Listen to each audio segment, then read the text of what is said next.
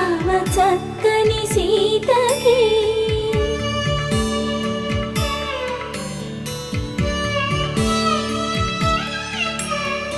ఎర్ర జాబిలి చేయి రాముడేడని అడుగుతుంటే చూడలేదని పెదవి చెప్పే చెప్పలేమని కనులు చెప్పే నల్ల పూసైనా